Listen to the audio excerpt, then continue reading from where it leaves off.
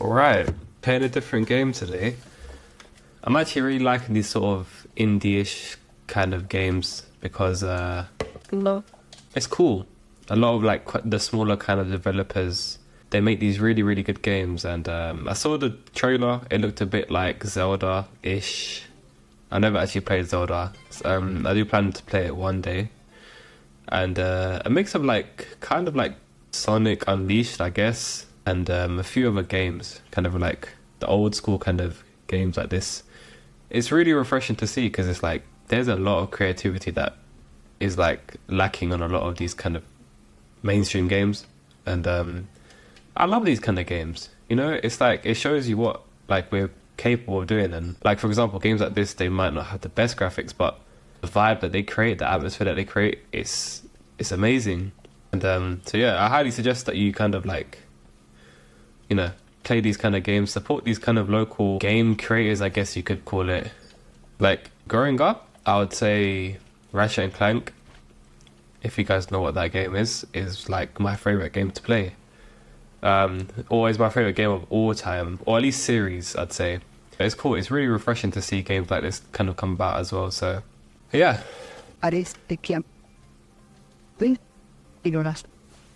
Cos gelos te chiam tron. Cos ancos de lu. I'm guessing he's speaking Spanish, but I don't know Spanish at all. So I do plan on learning one day as well. So yeah.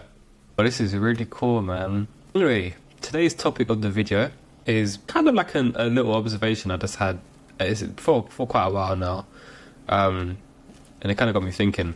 Why does everyone seem to have ADHD these days? Not to say that, again, I'm not no licensed person to speak on this at all, but it seems like everyone is sort of self-diagnosing themselves with it. And to the viewer, I want to ask you guys, is it really as true as it may seem? I personally think it is, and I'm going to explain why. So, at the moment, if you couldn't tell, we kind of live in this sort of hyper-stimulated economy of attention where, again, a lot of these bigger platforms now, they produce content that's like, what, a maximum of like 60 seconds long, right?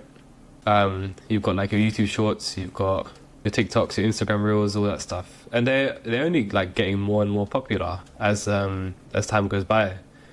And so kind of problem that this sort of poses to some degree is that people struggle to concentrate because they're so used to having content that's 10 to 15 seconds and then the next topic and then the next topic, and then you've got like regular content like a normal TV show or even a movie now, and you have to be doing something at the same time, and your attention is not like, you know, as normal or quote unquote normal that people used to have before, or that you used to have before, right?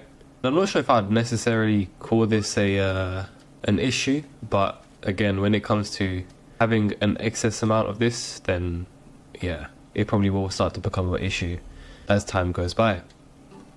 Your ability to kind of focus and do things over a long period of time, accomplish your goals and stuff like that, you're not going to be as likely to do it because, again, your brain is thinking on instant reward, that kind of instant gratification to what your actions are.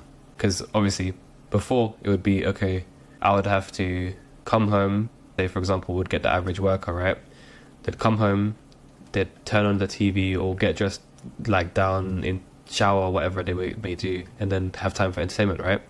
Whereas now it's accessible at any point. You can watch stuff whilst you're at work. You can literally at any given point in time, you wake up, you're watching a 60-second video onto the next, and you've covered like 10 different things, topic ideas, and in the span of like 5 minutes or even less. And so a lot of content has kind of changed and sort of pursuing this sort of, again, like I said, instant sort of entertainment. And additionally, on top of this, I guess you could say that a lot of structures in society are changing. We're not kind of always doing the sort of boring, mundane tasks now, especially as nowadays we've got stuff that's being automated and stuff like that. Now, kind of our lives have become more easier in a sense, in terms of what we can do and also the opportunities that are prevalent to us. And so, obviously, you're not human. You're not a robot, sorry. You're human. So, at the end of the day, Yeah.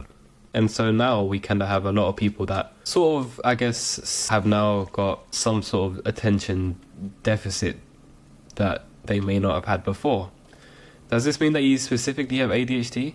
I don't know. I'm not licensed to say that, but I'm seeing nowadays as well, like in a lot of different videos and stuff like that, people are starting to kind of find it trendy that they have this, and I don't think it's a sort of trendy sort of thing that you can have. There's definitely, if you are diagnosed with it, there's definitely like a lot of superpowers that you do have, and because your ability to think creatively and differently is again like really unique, and taking advantage of that is like, wow, you can create great things, honestly.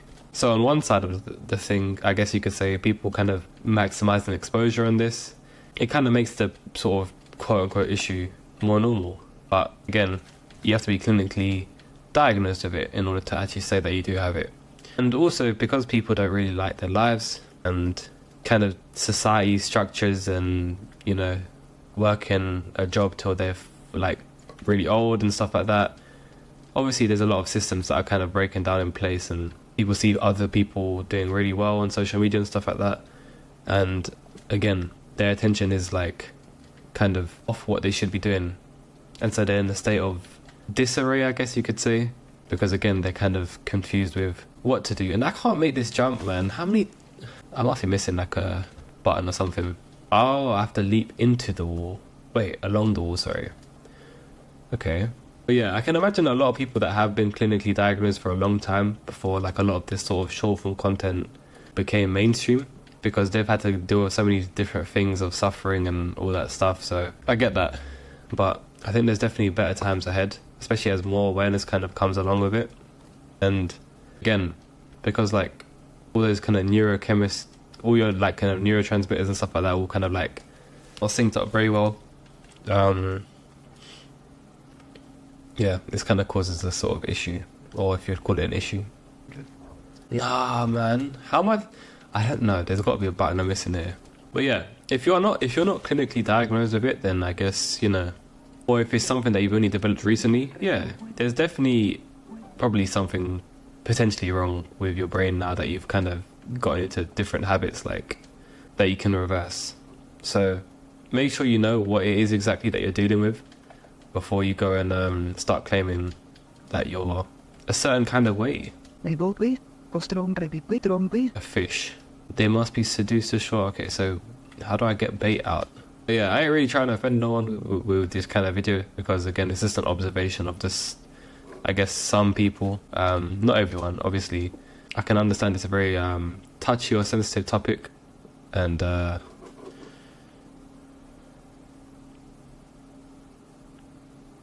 yeah, I mean it's a pretty normal thing. Like I said, you can kind of take advantage of it, because once you start to kind of focus on like one task at a time or one thing at a time, then obviously things get slightly easier, I guess, in a sense. But yeah, this is why you do not skip tutorials, man. We've got to go back to the start and figure out how to play this game again. But yeah, once I figure that out, I'm gonna post the next one. So yeah, see you in the next one. Peace.